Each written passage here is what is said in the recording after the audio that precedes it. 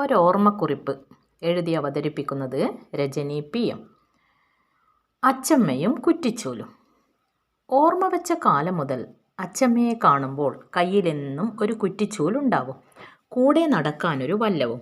ചുറ്റുവട്ടത്ത് എവിടെയൊക്കെ ചപ്പുചവറുകളുണ്ടോ അതൊക്കെ അടിച്ചുവാരി വല്ലത്തിലാക്കും. ശേഖരിച്ചവയൊക്കെ പാടത്ത് കൊണ്ടുപോയിട്ട് തീയിടും. ചുട്ടുകരിക്കുന്നത് കൃഷിക്ക് നന്നാണെന്ന് ഇടയ്ക്ക് പറയുന്നത് കേൾക്കാം.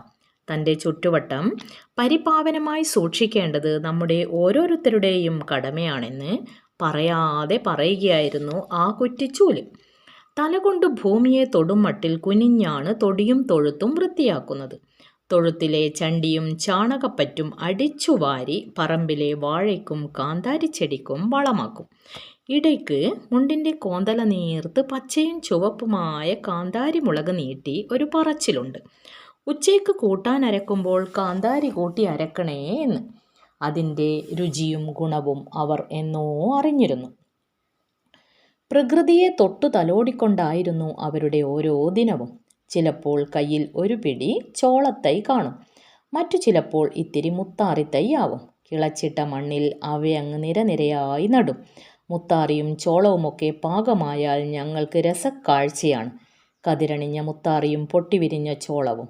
ഹോ, ഓർക്കാൻ കൂടി വയ്യ ആ സന്തോഷം.